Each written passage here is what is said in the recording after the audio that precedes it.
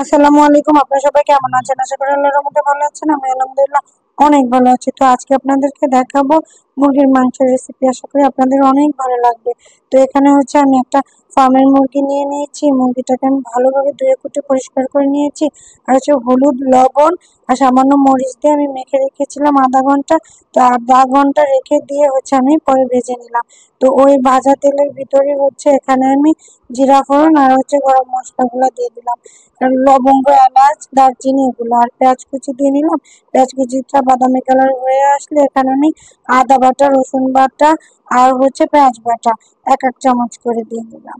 তো এটাকে দিয়ে আমি একটু ভালোভাবে নেড়ে ভেজে নিব। এই যে কাঁচা গন্ধটা আছে মশলার, ওটা আমি যাওয়া পর্যন্ত আমি ভেজে নিব।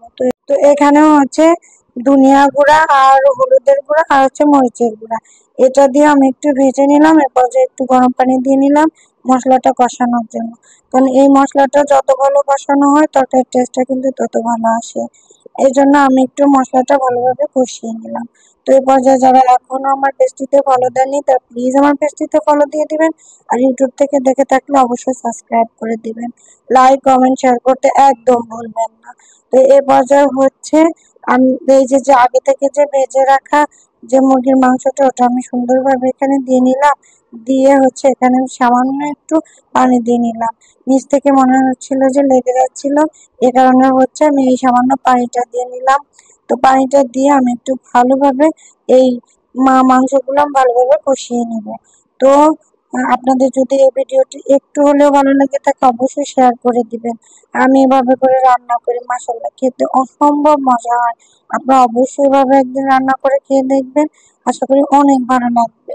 তো অনেকে আছে এই মাংসটা হচ্ছে না ভেজে রান্না করে, আর অনেকে আছে আবার ভেজেও রান্না করে। তো যারা ভেজে রান্না করে তাদের কাছে এই রান্নাটা অবশ্যই নতুন না পুরাতন, তবে এভাবে আপনারা রান্না করেন কিনা অবশ্যই কিন্তু কমেন্টে আমাকে জানাবেন।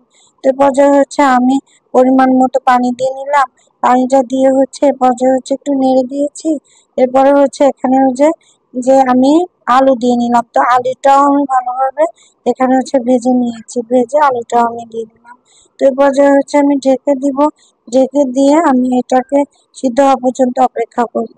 তো এই পর্যায়ে হচ্ছে আলুটাও যদি ভেজে দেওয়া হয় তাহলে একটা কাঁচা কাঁচা একটা ফ্লেভার থাকে, আর আলুটা না ভেজে দিলে।